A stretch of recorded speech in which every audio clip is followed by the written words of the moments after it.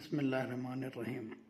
فانقلبوا بنعمت من اللہ وفضل لم یمسسہم سوء واتبعوا رضوان اللہ واللہ ذو فضل عظیم۔ نتیجہ یہ ہوا کہ یہ اللہ کی نعمت و فضل کے ساتھ وہاں سے واپس لوٹے، انہیں کسی قسم کی چوٹ بھی نہیں پہنچی اور انہوں نے اللہ کی رجا کی، تابعداری کی، اور اللہ بڑے فضل والا ہے، یقیناً ان کو اپنے فضل سے اس کا انعام عطا فرمائے گا۔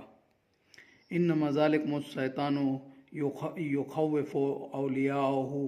فلا تخافوہم وخافون ان کنتم مومنین۔ اور یاد رکھو یہ بس شیطان ہے جو تمہیں ڈراتا رہتا ہے اپنے دوستوں سے یعنی کافروں سے، تم ان سے ہرگز نہیں ڈرو، صرف مجھ سے ڈرو اور اگر تم ایمان والے ہو۔ وَلَا يَحْزُنْكَ الَّذِينَ يُسَارِعُونَ فِي الْكُفْرِ إِنَّهُمْ لَنْ يَضُرُّوا اللَّهَ شَيْئًا يُرِيدُ اللَّهُ أَلَّا يَجْعَلَ اللَّهُ حَرْجًا فِي الْآخِرَةِ وَلَهُمْ عَذَابٌ عَظِيمٌ۔ اور اے پیغمبر آپ کے لیے یا منافقین لوگ رنج و غم کا باعث نہ بنے جو شیطان کی باتیں سن کر کفر کی طرف بڑھتے ہیں، یا اللہ کا کچھ نہیں بگاڑیں گے، اصل میں ان کے اس اعمال کی وجہ سے اللہ چاہتا ہے کہ آخرت میں ان کا کوئی حصہ نہ رکھے اور ان کے لیے وہاں بڑا عذاب تیار ہے۔ وَلَا يَحْسَبَنَّ الَّذِينَ كَفَرُوا أَنَّمَا نُمْلِي لَهُمْ خَيْرٌ لِأَنفُسِهِمْ إِنَّمَا نُمْلِي لَهُمْ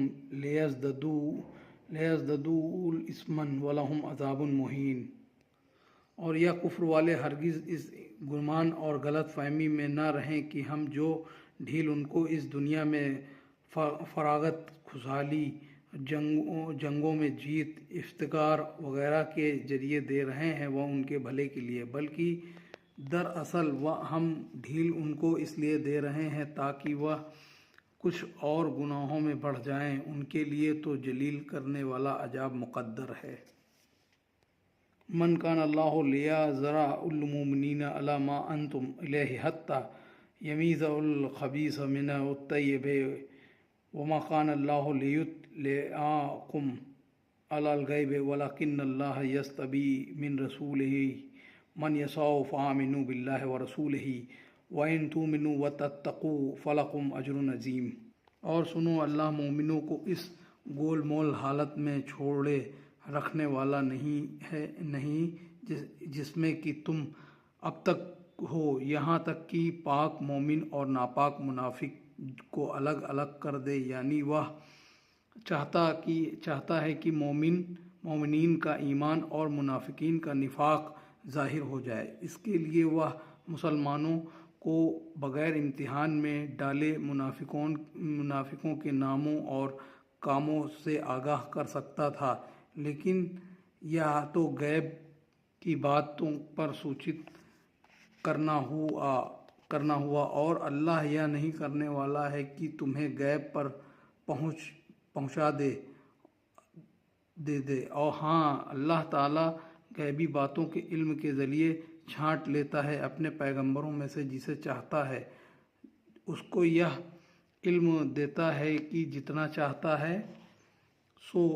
یہ تمہارا کام نہیں کہ منافقین اور مومن کا پتہ لگاؤ، تمہارا کام بس یہ ہے کہ ایمان رکھو اللہ پر اور اس کے رسولوں پر، اور جان لو اگر تم ایمان پر رہے اور تقوی کی راہ پر چلے تو اس میں بڑا اجر اور ثواب ہے تمہارے لیے۔ وَلَا تَحْسَبَنَّ الَّذِينَ يَبْخَلُونَ بِمَا آتَاهُمُ اللَّهُ مِنْ فَضْلِهِ هُوَ خَيْرٌ لَهُمْ بَلْ هُوَ شَرٌّ لَهُمْ سَيُطَوَّقُونَ